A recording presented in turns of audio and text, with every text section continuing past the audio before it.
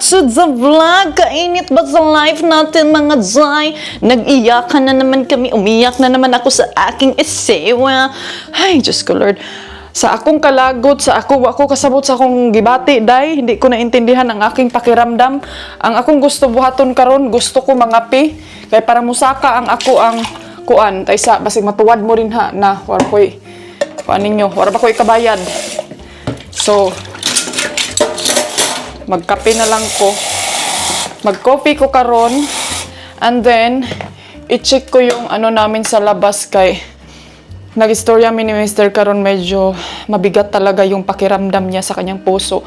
Umiyak siya, day. Pinaana pa siya mga antikils. So, ikaw na lang talaga ang natira sa aking buhay. Huy! Naunsa man kadudong? Sige, naman kay mga hugot sa imong kinabuhi. Uy, pag-relax, ragod be.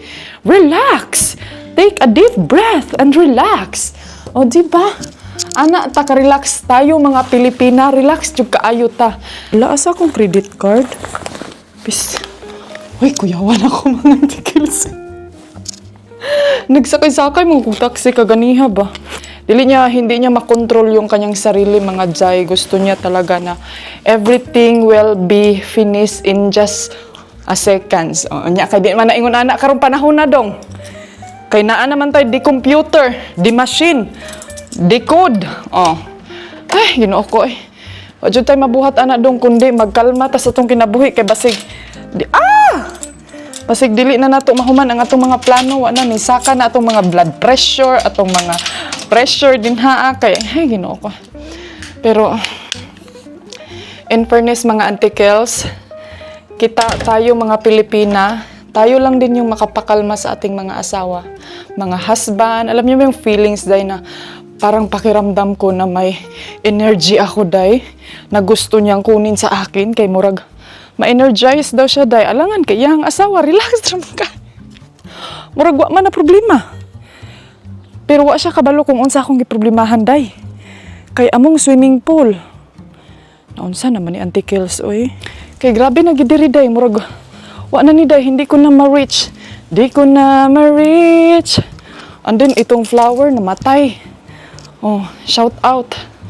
Namatay among lubi-lubi. Brother, lubi-lubi-lubi. Wala na ba yung mga papa? Wala na ba yung mga muchos papas din, ha? Ay, kainit. Wako kasabot.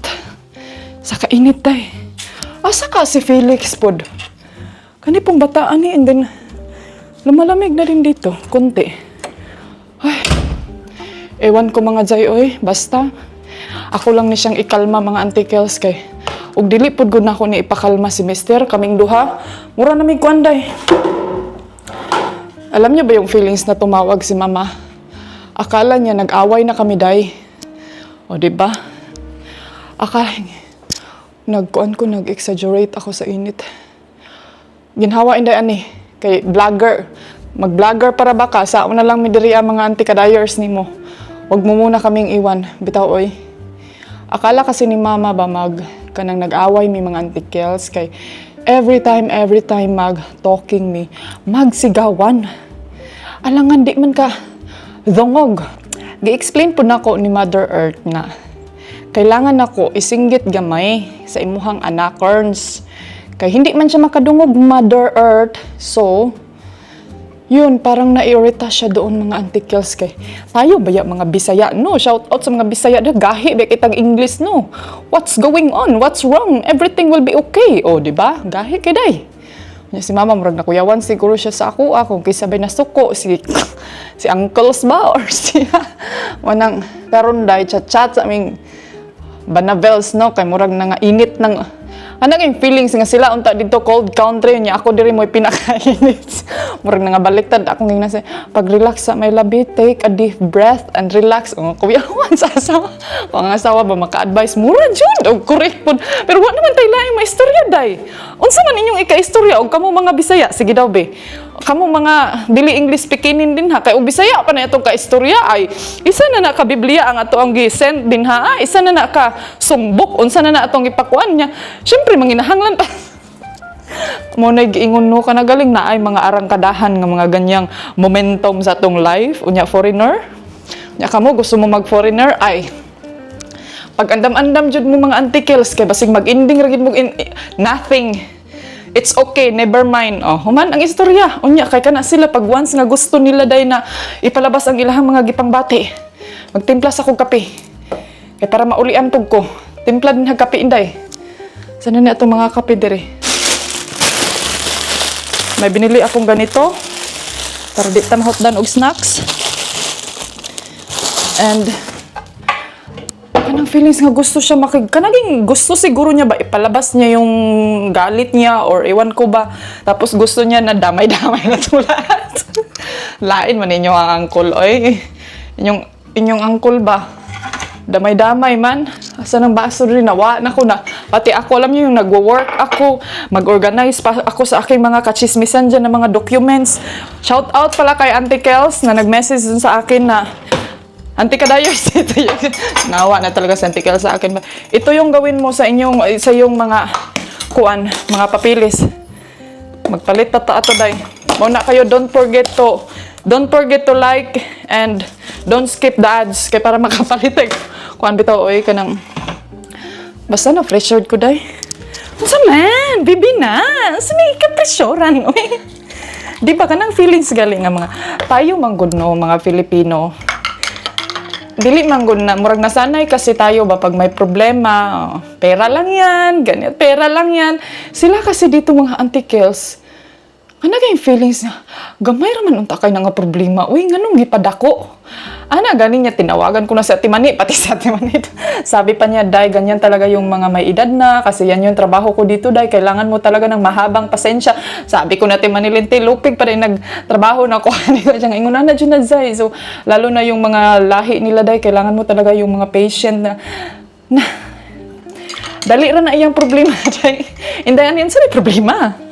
Ang kuan man gud niya mga antikels na delete kanagay murag kung sa atin pa ba sa Pilipinas, di ba, na mga code, mga code, mga authenticator, yung mga ganyan ba na delete siya day kay gi-delete niya kay di lagi daw okay, mali lagi daw o sige ikaw na mali gi-delete niya ikaw nganong imong kanagaling ikaw pod yan ang kanang ikaw dito ba na maapil kag ka stress nganong gi-delete o di ba ang giawayan ng mga antikels gi-delete. Tapos si mama nandun kasi si mama sa tabi niya, andin si mama din yung volume ng kanyang heads o kaning airing niya ba loudspeaker man po day full volume.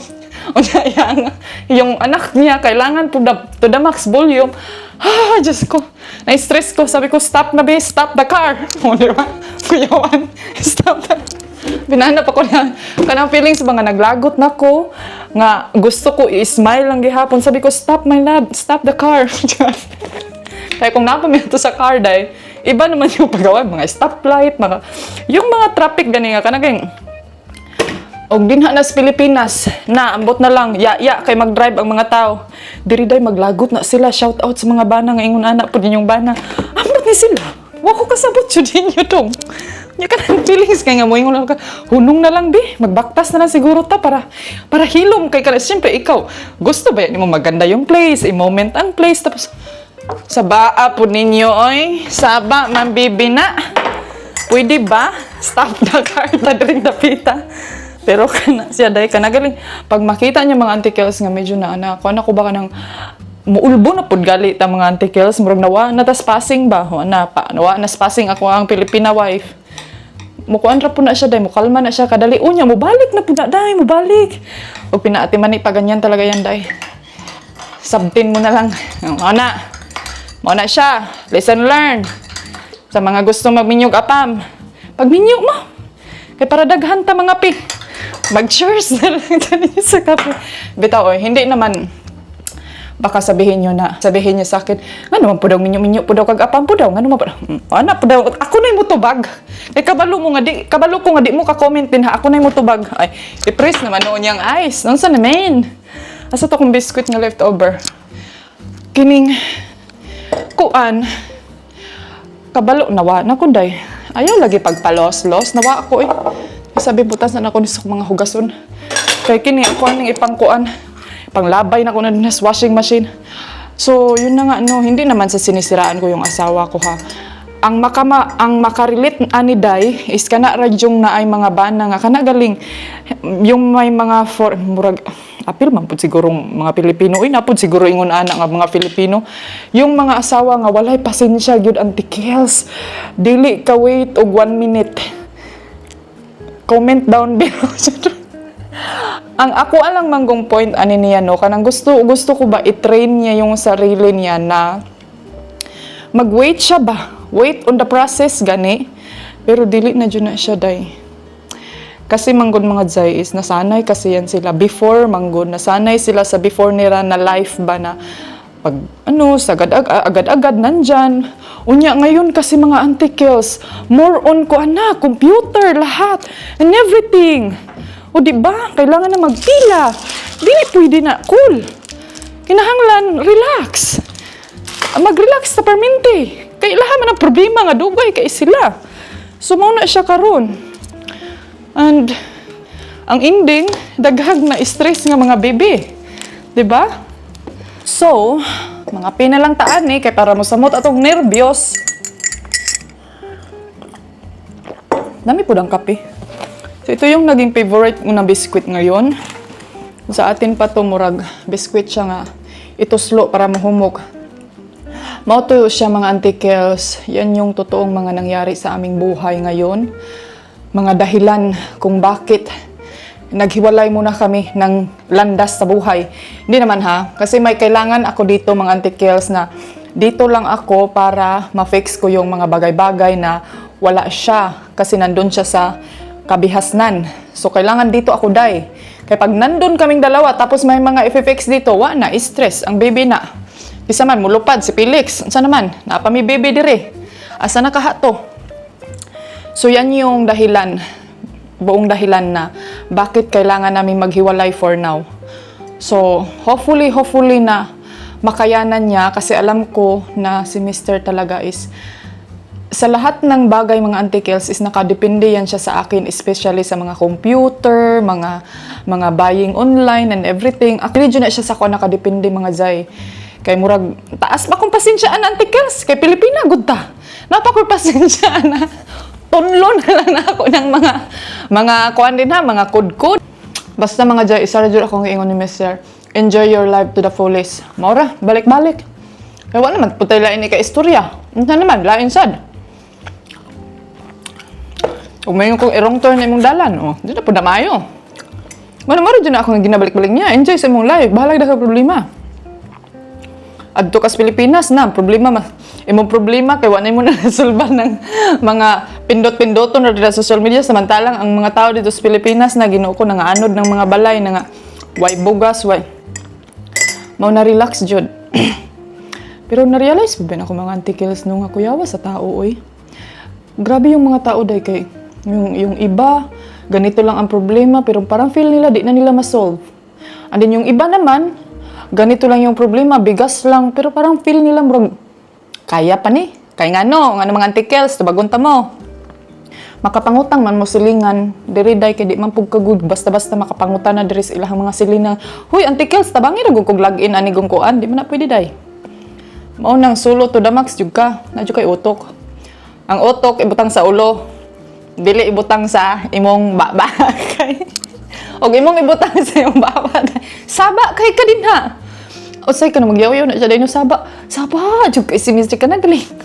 Pati magpindot, back, left, and right. Siyempre, kita ba yung mga Pilipino, no? Kay silent kuan ba yata? Silent detective ba yata? Detective kunan ba yata? No? Kinahanglan i-search gina. Paano yan? Paano ganito, ganyan? Mga kuan ba yata? Kining mga imitator ba yata? Nawan mga tao din na sa Facebook. Ang isa nag-vlog, puta nang tibuok Pilipinas. Vlogger na. Nagpakaswito man. Mao na siya. Layo na kayo kong istorya no, mga pisa ko. Bye. See you later, mga Auntie Kels. Hasta la vista, baby. Hey, darling. Can I tell you what's been on my mind? Sick and tired of the 9 to 5 in the city light.